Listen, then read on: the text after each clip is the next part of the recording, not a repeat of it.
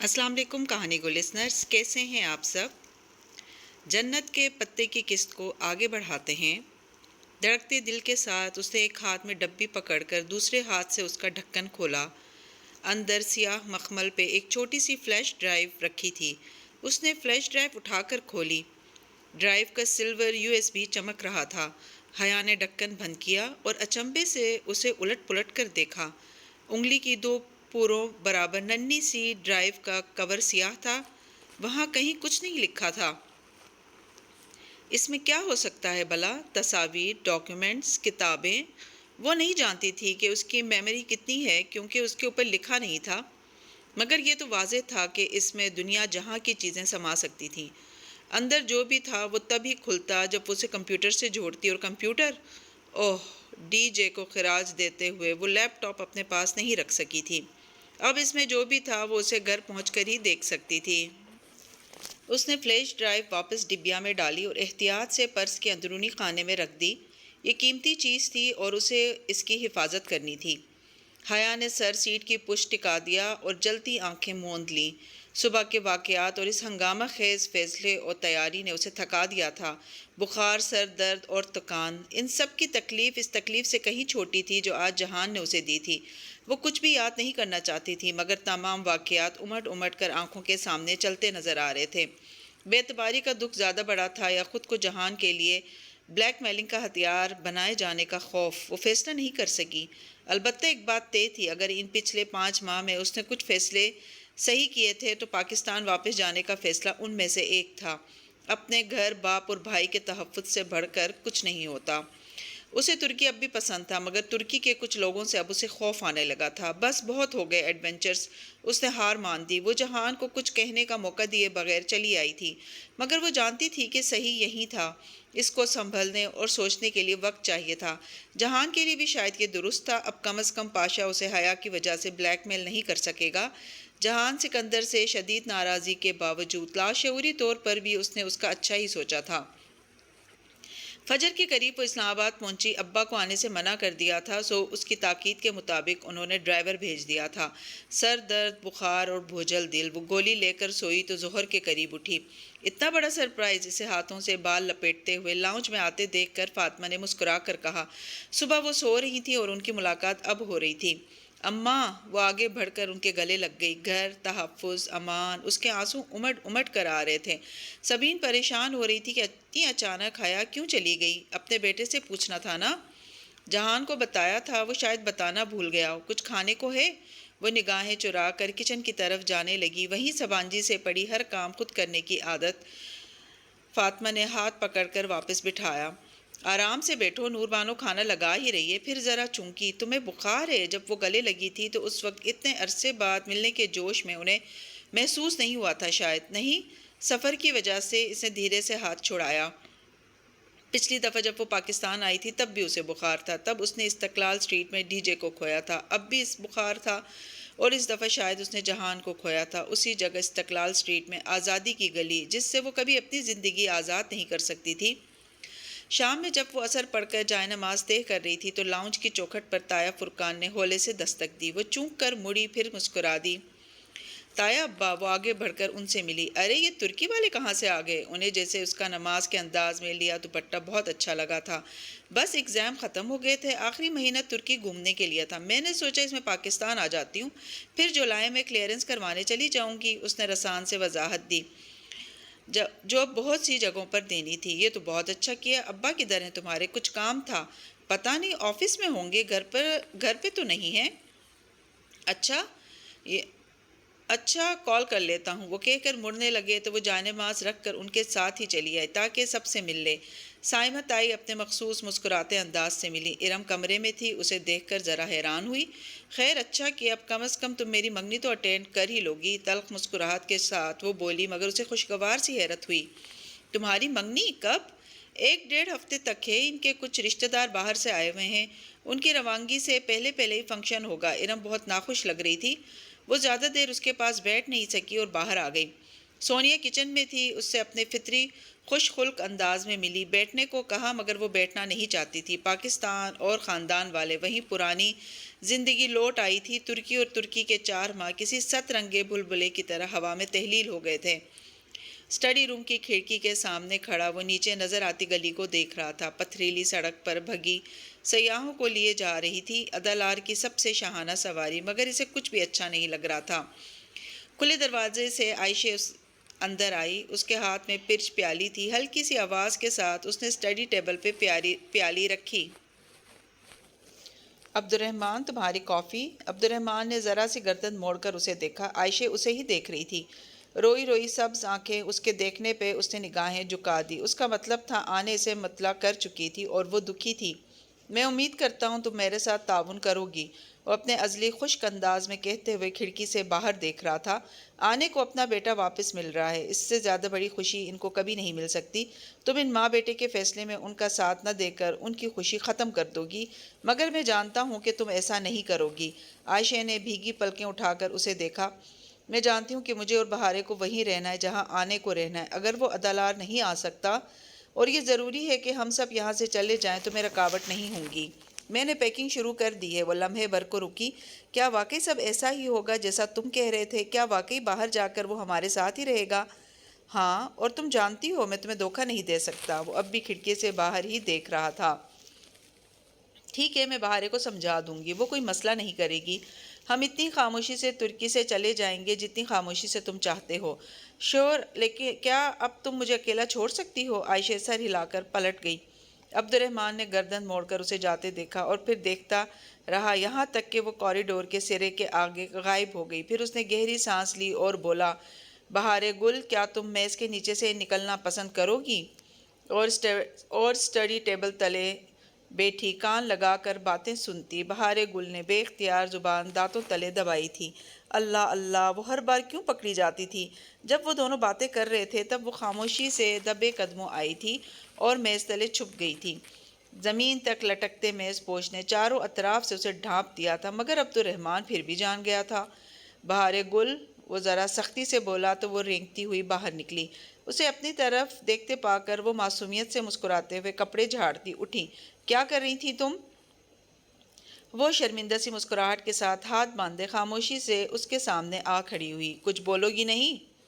بہارے نے نفی میں سر ہلایا۔ کیوں؟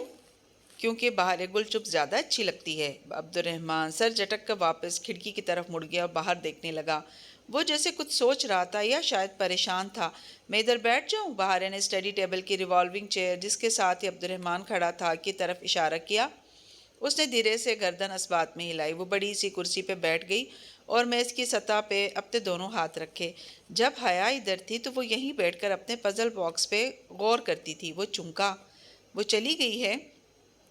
بہارے نے سر اٹھا کر اسے دیکھا۔ اس کی بڑی بڑی بھوری آنکھوں میں حیرت پنہاں تھی۔ کہاں؟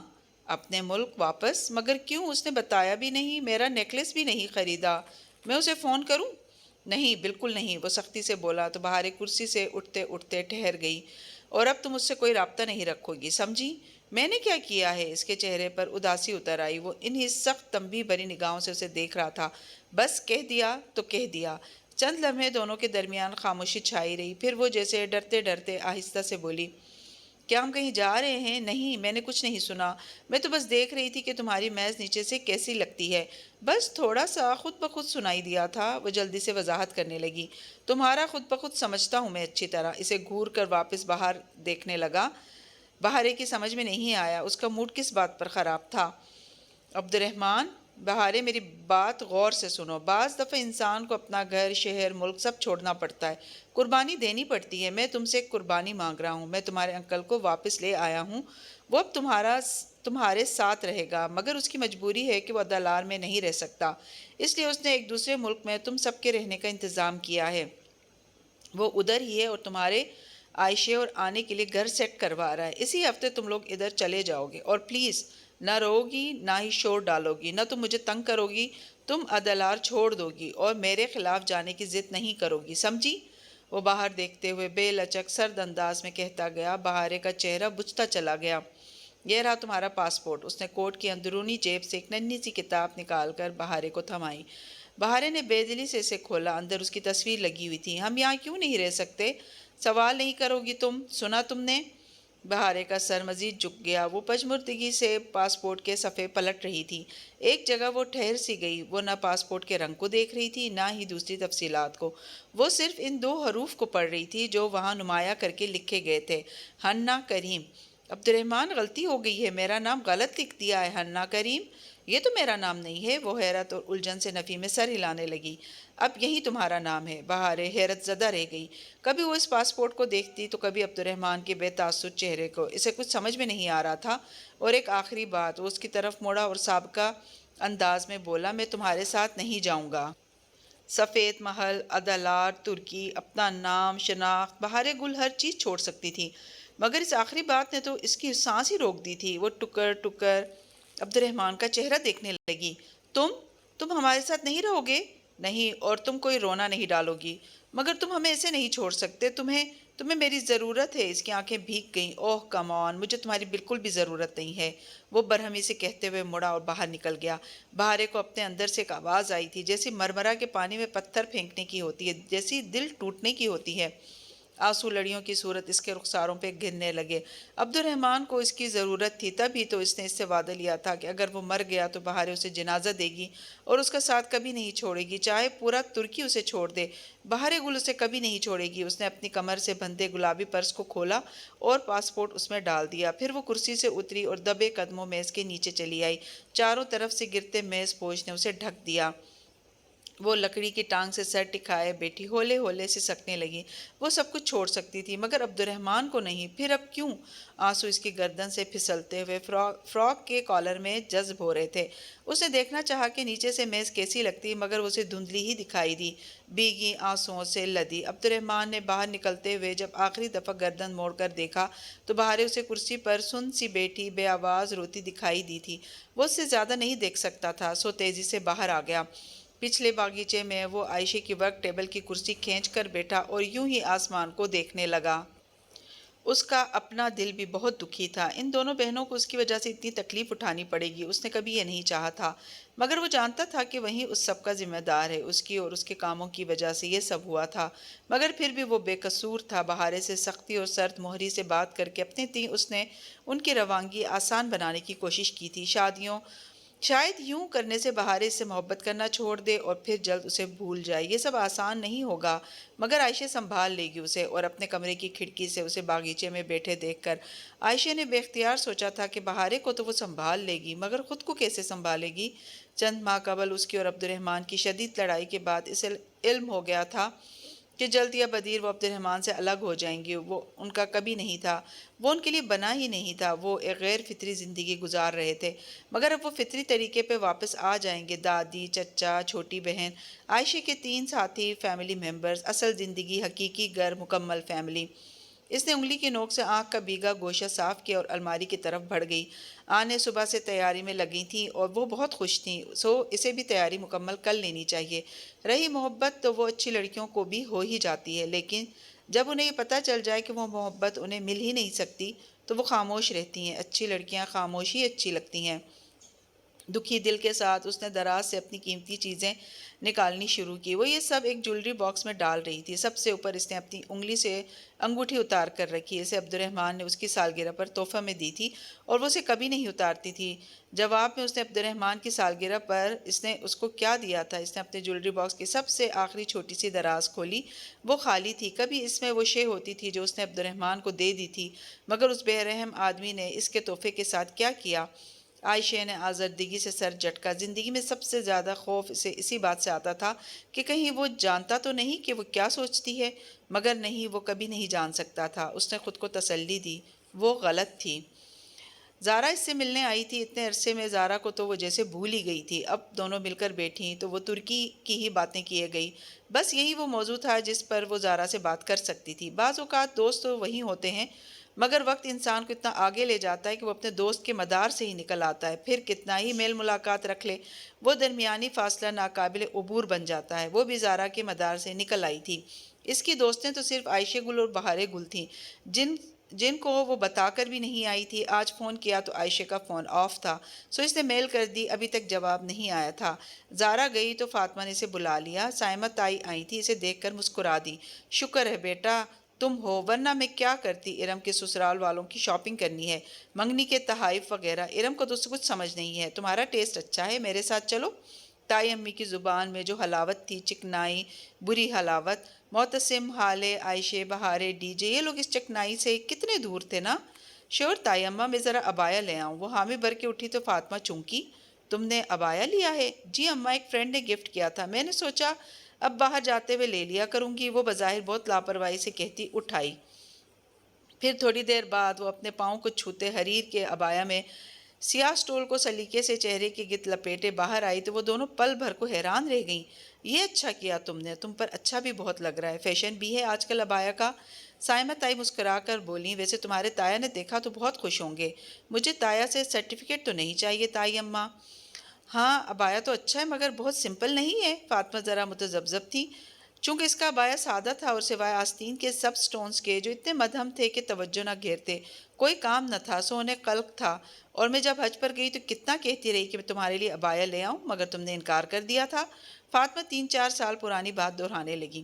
وہ اس لیے اصرار کرتی رہی تھی کہ ان کی بھابھی جو ان کے ساتھ حج پر تھیں اپنی بیٹیوں کے لیے قیمتی اور کامدار عبایا لے رہی تھی۔ حیا نے صاف منع کر دیا تھا، عبایا کی بجائے اس کے کزنز کے برقعے عروسی ملبوسات لگتے تھے۔ بس اب دل چاہ رہا تھا۔ وہ نقاب کی پٹی سر کے پیچھے باندھنے لگی۔ تم نے نقاب بھی شروع کر دیا؟ سائمہ تائی کو اب واقعتاً جھٹکا لگا تھا۔ چلیں تائی، وہ گاڑی کی چابی بیگ سے نکالتے ہوئے بولی۔ اس کے نظر انداز کرنے کے باوجود تائی کہنے لگی، چلو اچھا لگ رہا ہے مگر دیکھتے ہیں کہ تم کتنے دن کرتی ہو۔ اس نے 2 دن بعد ہی چھوڑ دینا ہے۔ فاطمہ مسکرا کر بولی، چلیں دیکھتے ہیں لیڈیز۔ وہ شانے اچکا کر کہتی باہر نکل آئی۔ استنبول بلا شک و شبہ خوبصورت و شاندار قسم کا شہر تھا، وہ مانتی تھی، مگر جو بھی ہو پاکستان پاکستان تھا، اپنے ملک کا کوئی مقابلہ نہیں ہوتا۔ بہت عرصے بعد وہ اسلام آباد کی سڑکیں، درخت اور مارکیٹ دیکھ رہی تھی۔ تائی کو پورا ایف10 پھرا کر وہ دونوں شام ڈھلے واپس آئیں تو ابا اور تایا فرقان لان میں ہی بیٹھے تھے۔ حیا شاپرز اٹھائے چلتی ہوئی آئی تو تایا ذرا سیدھے ہوئے، شاید انہیں لگا کوئی مہمان ہے۔ میں ہوں تایا۔ اس نے سر کے پیچھے بندھی پٹی اتار کر چہرے سے نقاب علیحدہ کیا تو وہ دونوں واقعی حیرت زدہ رہ گئے۔ تم نے کب سے برقع لینا شروع کر دیا؟ ترکی میں شروع کیا تھا اور بس ایسے ہی لینا شروع کر دیا۔ وہ بہت عام سے انداز میں اپنے برقعے کی بات کر رہی تھی تاکہ کوئی مذاق نہ اڑا پائے، مگر سائمہ تائی کسی اور ہی موڈ میں تھی۔ وہ وہیں کھڑے کھڑے حیا کے برقعے کی تعریفیں کرنے لگی۔ ابا مسکرا رہے تھے، انہیں کوئی خاص فرق نہیں پڑتا تھا، البتہ تایا ابا بہت خوش ہوئے۔ ہم آج حیا سے کہہ رہے تھے کہ دیکھتے ہیں تم کتنے دن برقع کرتی ہو۔ نہیں، انشاءاللہ میری بیٹی قائم رہے گی۔ تایا ابا کی بات پر وہ پھیکا سا مسکرائی اور اندر چلی آئی۔ برقع ہی تھا، اتنا کیوں ڈسکس کرنے لگے تھے سب؟ اسے اچھا نہیں لگا تھا، مگر شاید وہ بھی حق بجانب تھے۔ وہ پہلے اس کے برعکس لباس پہنتی تھی، سو ان کی حیرانی وجہ تھی۔ خیر جو بھی ہے، عبایا اتار کر لٹکانے تک وہ ان تمام سوچوں سے چھٹکارا پا چکی تھی۔ اب اسے وہ کام کرنا تھا جس کے لیے وہ سارا دن مارکیٹ میں مضطرب رہی تھی۔ کل اسے یاد ہی نہیں رہا، تھکاوٹ ہی اتنی تھی اور آج موقع نہیں ملا، مگر اب مزید انتظار نہیں۔ اس نے لیپ ٹاپ آن کر کے بیڈ پر رکھا اور پرس سے وہ مخملی ڈبی نکالی۔ وہ جب بھی اسے کھولتی دل عجیب طرح سے دھڑکتا تھا، پتہ نہیں کیا ہوگا اس میں۔ اس نے فلیش ڈرائیو کا پلگ لیپ ٹاپ میں لگایا۔ روشن اسکرین پر ایک چوکھٹا ابھرا، اس پہ ایک مختصر سا پیغام تھا جس کے لب لباب یہ تھا کہ اس فائل پر پاس ورڈ تھا اور پاس ورڈ درج کرنے کے لیے ایک ہی کوشش کی جا سکتی تھی۔ صحیح پاس ورڈ درج کیا تو فائل کھل جائے گی، غلط درج کیا تو فائل خود کو خود ہی ختم کر دے گی، یعنی وہ کبھی نہیں جان سکے گی کہ اس میں کیا تھا۔ پیغام چند لمحوں بعد ہی غائب ہو گیا۔ اب اسکرین پر ایک خالی چوکھٹا چمک رہا تھا جس میں 8 خانے بنے تھے، کسی 8 حرفی لفظ کے لیے یا کسی 8 ہندسوں کے عدد کے لیے۔ ایک تلخ مسکراہٹ اس کے لبوں پر ابھری۔ اسے ایک نئی پہیلی دیکھ کر بالکل غصہ نہیں چڑھا۔ میجر احمد نے اسے چیلنج کیا تھا اور اسے اب یہ چیلنج جیت کر دکھانا تھا۔ کہیں نہ کہیں اسے پاس ورڈ مل ہی جائے گا اور پھر وہ اسے کھول لے گی۔ اس نے فائل کو آگے پیچھے ہر طرح سے کھولنے کی کوشش کی، مگر اس کا پروگرام خاصا پیچیدہ تھا، اسے کچھ سمجھ میں نہیں آ رہا تھا۔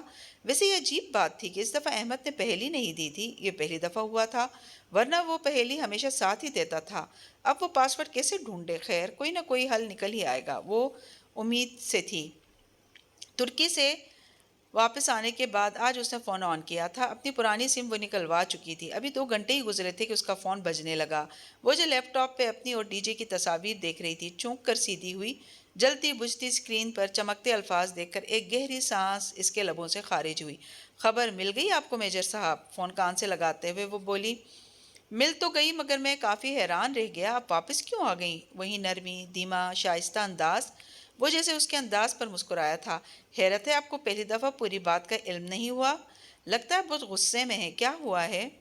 پتہ نہیں، وہ بیزار سی بولی۔ پہلی بار اسے شدید احساس ہوا کہ وہ میجر احمد سے بات نہیں کرنا چاہتی۔ آپ کی آواز کافی بجھل لگ رہی ہے، پریشان بھی ہیں اور اداس بھی ہیں، مگر آپ وجہ نہیں بتائیں گی تو میں اصرار نہیں کروں گا، بس اتنا بتائیں آپ ٹھیک تو ہیں؟ وہی فکر مند انداز، وہ کیوں کرتا تھا اس کی اتنی فکر؟ جی میں ٹھیک ہوں اور کچھ نہیں ہوا۔ اگر اسے نہیں معلوم تھا تو وہ خود اپنے شوہر کی کسی کمزوری سے اسے آگاہ نہیں کرے گی، اور بتاتی بھی تو کیا کہ اس نے عبد الرحمن کے ساتھ دیکھا ہے جہان کو، اور وہ ان کی باتیں۔ ان ساری باتوں کو اثر نو یاد کرتے ہوئے ٹھہر سی گئی۔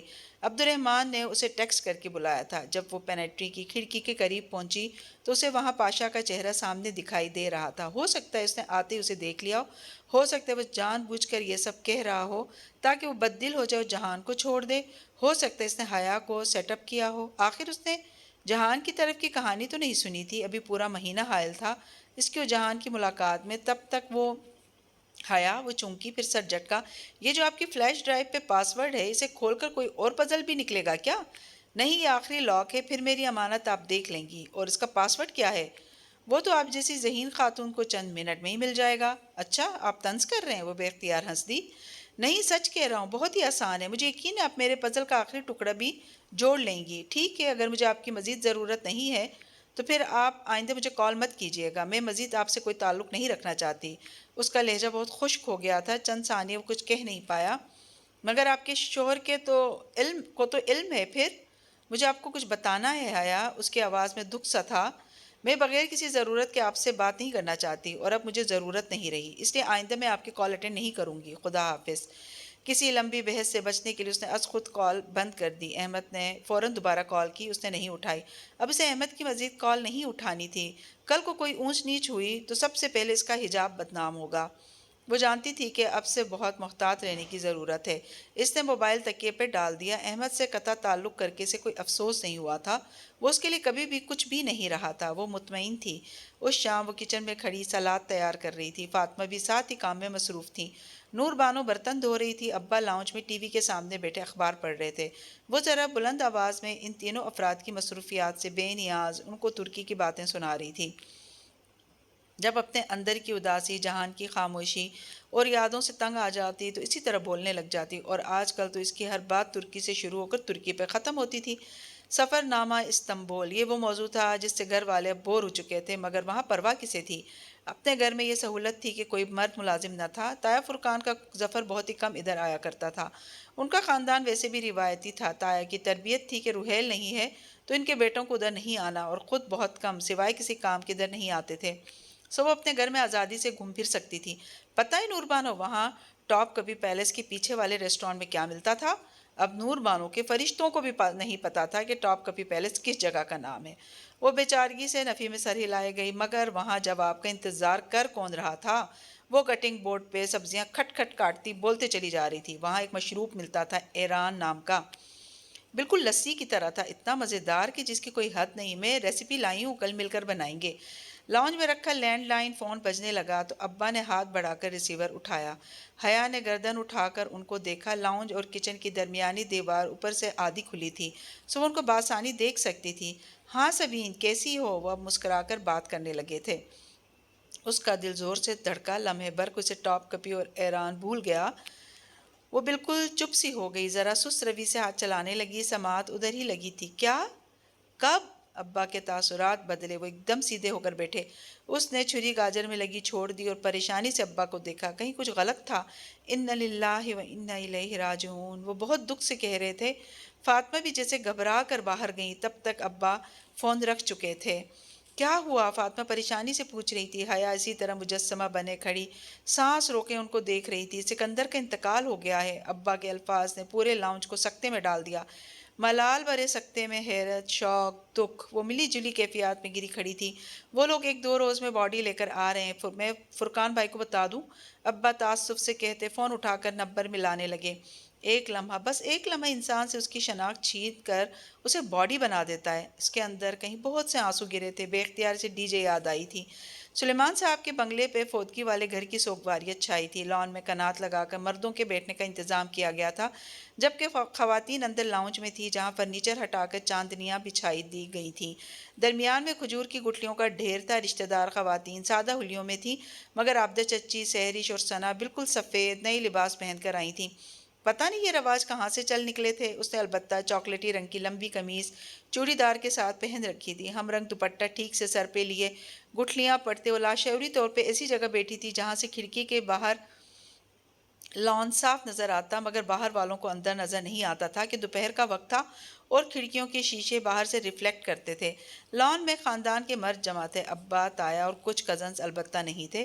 وہ لوگ پھپھو اور میت کو لینے ایئرپورٹ گئے تھے۔ آج 3 روز بعد سکندر انکل کی باڈی کلیئرنس حاصل کر کے اپنے ملک لائی جا رہی تھی، اور وہ صرف یہ سوچ رہی تھی کہ وہ جہان کا سامنا کیسے کرے گی۔ خیر خفت اسے ہونی چاہیے، نہ کہ حیا کو۔ وہیں قصوروار تھا، وہیں پاشا کا ساتھی تھا، اور اتنی مضبوط تو وہ تھی ہی کہ اپنے تاثرات چہرے پر نہیں آنے دے گی۔ جو بھی ہوگا دیکھا جائے گا۔ اس کے باوجود جب باہر شور سا مچا اور وہ لوگ پہنچ گئے تو اس کا دل اتنی زور سے دھڑکنے لگا کہ وہ خود حیرت زدہ رہ گئی۔ اتنے برس بعد پھپھو آئی تھیں، وہ بھی تابوت کے ساتھ۔ لاؤنج کے دروازے پر خواتین ان سے ملتے ہوئے رو رہی تھیں، اونچا بین، بلند سسکیاں۔ وہ دور دراز کی رشتہ دار عورتیں جو ہر شادی میں سب کی طرف سے گاتی اور ہر فوتگی میں سب کی طرف سے روتی تھیں، سب سے آگے تھیں۔ پھپھو بہت نڈھال لگ رہی تھیں، بھیگی آنکھوں کے ساتھ فاطمہ سے مل رہی تھیں۔ وہ سبھی کھڑے ہو چکے تھے، لڑکے تابوت اندر لا رہے تھے۔ حیا ذرا ایک طرف ہو گئی اور دوپٹے کا پلو ذرا ترچھا کر کے چہرے پہ ڈال کے ہاتھ سے پکڑ لیا۔ دوپٹہ پیشانی سے کافی آگے تھا اور یوں ترچھا کر کے ڈالنے سے گال، ہونٹ، ناک سب چھپ گیا تھا۔ یہ اس کا غیر محسوس سا نقاب تھا۔ اب اگر وہ نقاب کرتی ہی تھی تو منافقت کیسی کہ باہر کے مردوں سے کرے اور کزنز سے نہ کرے؟ ایک فیصلہ کیا ہے تو اسے صحیح سے نبھائے بھی۔ مرد باہر چلے گئے تو وہ آگے بڑھ کر پھپھو کے گلے لگی۔ حیا، تم کہاں چلی گئی تھی؟ جہان بہت اپسیٹ تھا، بے آواز آنسو بہاتی پھپھو اس سے الگ ہو کر آہستہ سے بولی تھی۔ وہ سخت شرمندہ ہوئی۔ کیا تھا اگر پھپھو کو ایک فون ہی کر لیتی؟ اس نے جواب نہیں دیا، جواب تھا بھی نہیں۔ پھر جب وہ اپنی جگہ پر آ کر بیٹھی تو نگاہ کھڑکی پہ پھسل گئی۔ باہر لگے مجمع میں وہ جہان کو کھوجنے لگی اور پھر ایک دم چونکی۔ اس نے بہت سی باتیں سوچی تھیں۔ جہان اتنا غیر متوقع تھا کہ اس سے کچھ بعید نہیں تھا کہ وہ اس کے ساتھ کیسا رویہ رکھے گا، مگر جو جہان نے کیا وہ سوچ بھی نہیں سکتی تھی۔ جہان سکندر پاکستان آیا ہی نہیں تھا۔ جہان نہیں آیا چچی، فرخ پتہ نہیں کب اندر آیا تھا اور قریب ہی کھڑا فاطمہ کو بتا رہا تھا۔ پھپھو بتا رہی تھی کہ وہ کاموں میں پھنسا ہوا ہے۔ فرخ بتا کر آگے بڑھ گیا۔ فاطمہ وہ خود بھی ششدر رہ گئی۔ ایسی بھی کیا مجبوری کہ بندہ باپ کے جنازے پہ بھی نہ آئے؟ وہ اتنی حیران تھی کہ گٹھلیاں بھی نہیں پڑھ پا رہی تھی۔ وہ ایسا کیسے کر سکتا تھا؟ صرف حیا کا ساتھ دینے وہ ڈی جے کے وقت آ سکتا تھا تو اپنے باپ کے ساتھ کیوں نہیں؟ جب تک انسان دوسرے کی جگہ پہ کھڑا ہو کر نہیں دیکھتا اسے پوری بات سمجھ نہیں آتی۔ کہیں دور سے جہان کی آواز ابھری، شاید وہ وضاحت اس نے اسی لمحے کے لیے دی تھی، مگر وہ کیوں نہیں آیا؟ کیوں؟ سب بہت متاسف اور غمزدہ سے تھے۔ گھر میں خاموشی نے سوگواریت طاری کی ہوئی تھی۔ اگلے روز کل تھے۔ گھر میں کچھ کرنے کے بجائے تایا اور ابا نے وہی کیا تھا جس کا رواج آج کل اسلام آباد میں چل نکلا تھا۔ تمام عزیز و اقارب کو کسی 5 اسٹار ہوٹل میں ڈنر کے لیے فیملی واؤچرز دے دیے گئے تھے کہ بما خاندان جا کر ڈنر کریں اور مرحوم کے اثار ثواب کے لیے دعا کریں۔ اسلام آباد بھی کبھی اسے لگتا کہ استنبول بنتا جا رہا ہے۔ اس سے یہ ہوا کہ لوگوں کے سوال اور گڑے مردے اکھاڑے جانے سے تایا اور ابا محفوظ رہے، مگر حیا نے سوچا ضرور کہ تایا فرقان کے اسلام کو اب کیا ہوا؟ فاطمہ فون سننے اٹھی تو وہ کافی کا کپ لیے پھپھو کے پاس آ گئی۔ وہ اکیلی بیٹھی تھی، خاموش، تھکی ہوئی۔ ایک سفر تھا جو تمام ہوا، ایک مشقت تھی جو ختم ہوئی۔ تھینک یو بیٹا۔ اس نے کپ بڑھایا تو وہ چونکی، پھر بھیگی آنکھوں سے مسکرائی اور کپ تھام لیا۔ تمہارے ساتھ بیٹھ ہی نہیں سکی؟ شرمندہ مت کریں پھپھو، میری ہی غلطی ہے۔ میں نے سوچا جہان کو میرا میسج مل گیا ہوگا اور وہ آپ کو بتا دے گا۔ ایک مبہم سی وضاحت دے کر وہ اپنا کپ لیے ان کے ساتھ آ بیٹھی۔ نہیں، وہ کہہ رہا تھا تم بغیر بتائے چلی گئی ہو۔ وہ بہت پریشان تھا، شاید کوئی غلط فہمی ہو گئی ہے۔ وہ آیا کیوں نہیں؟ سرسری سے انداز میں اس نے پوچھ ہی لیا۔ وہ چند لمحے اسے دیکھتی رہی، جیسے فیصلہ نہ کر پا رہی ہو کہ وہ کتنا جانتی ہے۔ وہ ترکی سے باہر گیا ہوا تھا، فلائٹ کا مسئلہ تھا کچھ، ابھی 1-2 روز میں آ جائے گا۔ پھر آپ کو تو بہت مشکل ہوئی ہوگی اکیلے سب کچھ مینج کرنا۔ حیا میں نے ساری زندگی سب کچھ تنہا ہی مینیج کیا ہے، میرے ساتھ تب بھی کوئی نہیں تھا جب میں اور میرا بیٹا جلاوطنی کاٹ رہے تھے، وہ آہستہ آہستہ نرمی سے کہہ رہی تھی۔ اور اب تو میں اتنی مضبوط ہو چکی ہوں کہ اپنے مسئلے حل کرنے کے لیے مجھے اپنے خاندان کے مردوں کے سہارے کی ضرورت نہیں رہی۔ وہ بس ان کو دیکھے گئی، ان کے چہرے کی لکیروں میں برسوں کی مشقت کی داستان تھی جسے پڑھنے کی آنکھ حیا کے پاس نہیں تھی۔ تمہیں بھی اتنا ہی مضبوط بننا چاہیے، ان کی آخری بات پر وہ بے اختیار چونکی تھی۔ یہ ماں بیٹا بعض اوقات کتنی مبہم باتیں کر جاتے تھے۔ وہ گہری نیند میں تھی جب کوئی آواز چیٹی کی طرح اس کی سماعت میں گونجی۔ کافی دیر بعد اس نے بھاری پپوٹے بمشکل اٹھائے اور اندھیرے میں جلتے بجھتے روشنی کے منبع کی طرف دیکھا۔ موبائل بتکت اس نے بازو بڑھا کر بجتا ہوا موبائل اٹھایا۔ جہان کالنگ۔ اس کی ساری نیند اڑ گئی۔ رات کے 3 بج رہے تھے۔ وہ ایک دم اٹھ بیٹھی اور کال پک کی۔ ساری ناراضگی رات کی خاموشی میں تحلیل ہو گئی تھی۔ جہان۔ اس کی آواز ابھی بھی نیند سے بوجھل تھی۔ حیا۔ وہ دھیمی آواز میں کہتا ذرا رکا۔ کیسی ہو؟ میں ٹھیک ہوں، اور تم؟ بیڈ گراؤنڈ کے ساتھ ٹیک لگاتے اس نے ریموٹ اٹھا کر اے سی آف کیا۔ کمرہ بہت ٹھنڈا ہو چکا تھا۔ فائن، تم سو رہی تھی؟ ہاں، اس وقت میں فٹ بال تو کھیلنے سے رہی۔ اس نے سوچا ممی سو رہی ہیں، ظاہر ہے اٹھاؤں انہیں؟ نہیں نہیں، ان کو ڈسٹرب نہیں کرنا چاہتا۔ ماموں ہے یا ڈرائیور؟ وہ جیسے سوچ سوچ کر بول رہا تھا۔ نہیں، ابا اور اماں شام میں لاہور گئے ہیں، کوئی فوتگی ہو گئی تھی، صبح ہی آ جائیں گی۔ کیوں؟ وہ ایک دم چونکی۔ تم کہاں ہو؟ میں ایئرپورٹ پہ ہوں اور مجھے تمہارے گھر کا راستہ معلوم نہیں ہے، تم مجھے لینے آ سکتی ہو؟ او ہاں، تم رکو میں آ رہی ہوں۔ لحاف پھینک کر تیزی سے بستر سے اتری۔ منہ دھو کر عبایا پہن کر وہ چابی لیے خاموشی سے باہر نکل آئی۔ ڈرائیور ابا کے ساتھ گیا تھا۔ ویسے بھی وہ پارٹ ٹائم تھا، ایسے میں وہ خود جائے اس کے علاوہ دوسرا کوئی حل نہیں تھا۔ اسلام آباد کی خوبصورت صاف ستھری سڑکیں خالی پڑی تھیں، ابھی رات باقی تھی۔ اسٹریٹ پولز کی زرد روشنی سڑک کو جگمگا رہی تھی۔ ایئرپورٹ پر پہنچ کر اس نے جہان کو کال کر کے آنے کا پیغام دیا۔ اس کا ترکی کا نمبر رومنگ پہ تھا۔ السلام علیکم۔ چند ہی منٹ بعد وہ دروازہ کھول کر فرنٹ سیٹ پر بیٹھا، ایک چمڑے کا بھورا دستی بیگ اپنے قدموں میں رکھا اور سیٹ بیلٹ پہننے لگا۔ وعلیکم السلام۔ اگنیشن میں چابی گھماتے حیا نے ذرا کی ذرا نگاہ پھیر کر اسے دیکھا۔ وہ سیاہ پینٹ پہ آدھی آستین والی گرے شرٹ پہنے ہوئے تھا، وہی ماتھے پہ گرتے ذرا بکھرے بکھرے بال۔ ایئرپورٹ کی بتیاں اندھیرے میں اس کے چہرے کو نیم روشن کیے ہوئے تھی۔ وہ اسے پہلے سے ذرا کمزور لگا۔ اسے ترکی سے آئے 1.5 ہفتہ بھی نہیں ہوا تھا، مگر پھر بھی فرق واضح تھا۔ کار سڑک پر رواں دواں تھی، دونوں خاموش تھے۔ آخری ملاقات کا تناؤ بھوجل پن ابھی درمیان میں حائل تھا۔ ممی اٹھی تو نہیں؟ نہیں۔ وہ ذرا دیر کو رکی۔ تم آئے کیوں نہیں؟ سب پوچھ رہے تھے۔ مصروف تھا۔ وہ گردن ذرا ترچھی کیے باہر ویران اندھیری سڑک کو دیکھ رہا تھا۔ وہ خاموش ہو گئی، کہنے کو جیسے کچھ نہیں تھا۔ کیا تم پہلے مجھے قبرستان لے جا سکتی ہو؟ حیا نے سر ہلا دیا۔ قبرستان گھر سے زیادہ دور نہ تھا۔ جلد ہی وہ پہنچ گئے۔ باہر نیلا سا اندھیرا چھایا تھا، سوالیہ نشان کی صورت بنے 7 بہن بھائی ستارے آسمان پہ چمک رہے تھے۔ پھپھا کی قبر آپ کے دادا کی قبر کے ساتھ ہی ہے، حیا نے اسے بتایا۔ احاطے میں جہان کے والد اور دادا کی قبریں داخلی دروازے کے ساتھ ہی ایک طرف تھیں۔ ایک درخت اس کے دادا کی قبر پہ سایہ کر رہا تھا۔ وہ سینے پہ بازو لپیٹے قبرستان کے دروازے پر ہی کھڑی ہو گئی۔ یہاں سے وہ جہان کو بآسانی دیکھ سکتی تھی۔ جہان آہستہ آہستہ قدم اٹھاتا دونوں قبر کے پاس آیا، پھر دھیرے سے وہ سکندر شاہ کی قبر کے سامنے گھٹنوں کے بل بیٹھتا گیا۔ دونوں ہاتھ دعا کے لیے اٹھائے، اب وہ دعا مانگ رہا تھا۔ حیا اس کے عقب میں تھی، سو اس کا چہرہ نہیں دیکھ سکتی تھی۔ دعا کے بعد وہ کافی دیر سر جھکائے پنجے کے بل قبر پر بیٹھا رہا، انگلی سے وہ مٹی پہ لکیریں کھینچ رہا تھا۔ پھر جب وہ اٹھا تو حیا جانے کے لیے پلٹ گئی۔ گھر آ کر وہ اندر داخل ہوئی تو حیا نے آہستگی سے لاؤنج کا دروازہ بند کیا اور 2 انگلیوں سے نقاب نیچے کھینچتے ہوئے اتارا۔ تم آرام کر لو، میں اوپر کمرہ دکھاتی ہوں، وہ اجنبی سے انداز میں کہتی سیڑھیاں چڑھنے لگی۔ جہان خاموشی سے اس کے پیچھے اوپر آیا، دستی بیگ ہاتھ سے پکڑ کر کندھے پہ ڈال رکھا تھا۔ حیا دروازہ بند کر کے ایک طرف کھڑی ہو گئی۔ صاف ستھرا سا گیسٹ روم۔ کچھ کھاؤ گے؟ اس نے چوکھٹ پر کھڑے کسی رسمی میزبان کے لہجے میں پوچھا۔ جہان نے بیڈ پہ رکھا اور ساتھ بیٹھا۔ بس ایک کپ چائے، میرے سر میں درد ہے۔ وہ جھک کر جاگرز کے تسمے کھول رہا تھا۔ الٹے قدموں واپس پلٹی، چند منٹ بعد جلدی جلدی چائے بنا کر لائی۔ وہ بیڈ پر نیم دراز، آنکھوں پہ بازو رکھے ہوئے تھا۔ چائے اس نے کپ سائڈ ٹیبل پہ رکھا، وہ ہلا تک نہیں۔ جہان، مگر وہ سو چکا تھا۔ حیا کی نگاہیں اس کے پاؤں پہ پھسلی، جاگرز کے تسمے کھول چکا تھا مگر اتارے نہیں۔ پتہ نہیں کیوں اسے ترس آیا، شاید وہ تھکا ہوا تھا، شاید بیمار تھا۔ اس نے اے سی آن کیا اور دروازہ بند کر کے باہر آ گئی۔ صبح وہ دیر سے اٹھی، لاؤنج میں آئی تو پھپھو اور فاطمہ چائے پی رہے تھے۔ 11 بج چکے تھے۔ نور بانو میرا ناشتہ؟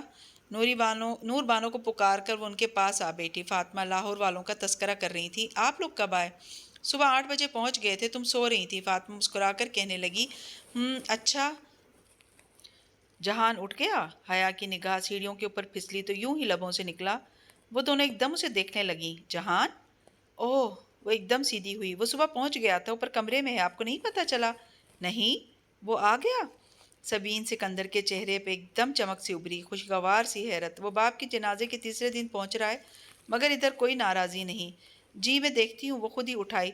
ऊपर उसके कमरे का दरवाज़ा खोला तो यख बस्ता हो चुका था। एसी तब का ऑन था। उसने जल्दी से एसी बंद किया और पंखा चला दिया। जहान उसी हालत में जूतों समेत लेटा था, आंखों पर बाजू रखे। वो शायद नींद में भी किसी को अपनी आंखें नींद पड़ने देता था। तपाई पे धरी चाय पुरानी और ठंडी हो चुकी थी। सोचा उठा ले, फिर ख्याल आया कि रहने दे, इसको पता तो चले कि उसके लिए चाय ले आई थी। वो दोपहर के खाने तक भी नहीं उठा। पप्पो इसको डिस्टर्ब नहीं करना चाहती थी, सो उसके उठने का इंतजार कर रही थी। दोपहर में ज़ारा आ गई। मौसम अच्छा था। दोनों ने शॉपिंग प्लान कर ली, मगर जब वो अबाया पहनकर बाहर आई तो फिर से एक्शन रिप्ले शुरू हो गया। तुमने अबाया कब से लेना शुरू कर दिया? वहीं हैरत, सवाल, तफ्तीश, तशवीश। एक लंबा और जामे सा जवाब देकर भी उसे लगा कि ज़ारा गैर मुतमईन है और गैर आरामदा भी। शॉपिंग करते, जूते देखते, कपड़े निकलवाते और फिर आखिर में राहत बेकर्स के सामने पार्किंग लॉट में बैठे स्कूप का स्लश पीते हुए ज़ारा बार बार एक गैर आरामदा निगाह उस पर डालती, जो पूरे एतमाद से बायो नकाब में बैठी स्लश पी रही थी। यार चेहरे से तो उतार दो। ज़ारा, मेरा ना दम घुट रहा है ना ही मरने लगी हूँ। मैं बिल्कुल कंफर्टेबल बैठी हूँ। अगर तुम नहीं हो तो बताओ। वो एकदम बहुत संजीदा सी कहने लगी। वो हया सुलेमान थी। वो आयशा गुल की तरह बात नरमी से सह जाने वाली नहीं थी।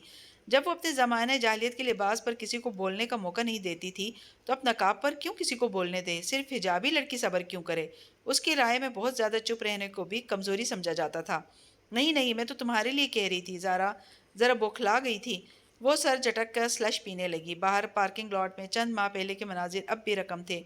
डॉली उसे सबसे पहले इसी जगह पे मिला था। मेजर अहमद यानी पिंकी से मिलकर इसे जो उलझन होती थी कि वो पिंकी कैसे बना, वो ख़त्म हो गई थी। वो तो उसकी जॉब का हिस्सा था। पता नहीं वो ये बात पहले क्यों नहीं समझ सकी। वो वापस आई तो दिल ज़रा भूजल था। ज़ारा और इसका मदार अब मुख्तलिफ हो गया था। पता नहीं डीजे अगर होती तो कैसा रद्द अमल देती। अब अजनबी का टैग जो पेशानी पर लग गया था। लाउंज में सब बड़े बैठे थे। ताया, ताई, अब्बा, अम्मा, फुप्पो और सामने एक सोफे पर संजीदा सा बैठा जहान। वही सुबह वाले कपड़े, मगर बाल गीले थे। शायद अभी अभी फ्रेश होकर नीचे आया था। वो सलाम करके अपने कमरे की तरफ बढ़ गई। दरवाजे पर पहुंचकर उसे लगा कि वो उसे देख रहा है। उसने बेख्तियार पलट कर देखा। जहान ताया फुरकान की तरफ मुतवज्जो था। वो उसे नहीं देख रहा था। वो सर झटक कर अंदर आ गई। दोबारा इसकी जहान से मुलाकात रात के खाने पर हुई। वो ज़रा देर से डाइनिंग टेबल पर पहुंचा था। अब्बा मरकजी कुर्सी पे थे। हया फातिमा के साथ एक तरफ थी। जहान ने जो कुर्सी खींची वो हया के मद्दे मुकाबिल थी, मगर वो उसे नज़रअंदाज कर रही थी। वो भी यहीं कर रहा था, बल्कि वो तो शायद हमेशा से यहीं करता आया था। कितनी छुट्टी है तुम्हारी? अब्बा खाने के दौरान पूछने लगे। वो सर झुकाए कांटे से सलाद का टुकड़ा उठाते हुए बोला, कुछ कन्फर्म नहीं है। छुट्टी कैसी? अपना रेस्टोरेंट है इसका, बल्कि पाशा का। इसने तलखी से सोचा। एक डेढ़ हफ्ता तो हूँ, फिर शायद चला जाऊँ। मम्मी को ये अपार्टमेंट ले दूंगा। हाया ने चूक कर सर उठाया। फुप्पो, आप अब यहीं रहेंगी? उसके चेहरे पे खुशगवार सी हैरत उमड़ आई थी। सबीन फुप्पो ने हल्की सी मुस्कुराहट के साथ सर इस बात में हिला दिया। सिर्फ सिकंदर के लिए वहाँ थी, अब उधर रहने का जवाज़ नहीं है। तो जहान, आप भी यहीं शिफ्ट हो जाओ। फातिमा ने ज़रा दबे दबे से जोश से कहते हुए एक नज़र सुलेमान साहब को देखा। वो भी ज़रा उम्मीद से जहान को देखने लगे। वहीं बेटी को अपने करीब रखने की ख्वाहिश। और अपार्टमेंट की क्या ज़रूरत है? यहीं घर है सबीन का।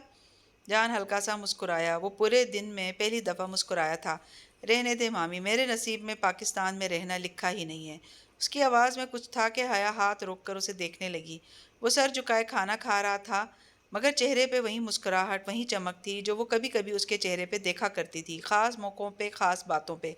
खैर, कभी वो उसकी वजह भी जान ही लेगी। वो धीरे से सर झटक कर खाना खाने लगी।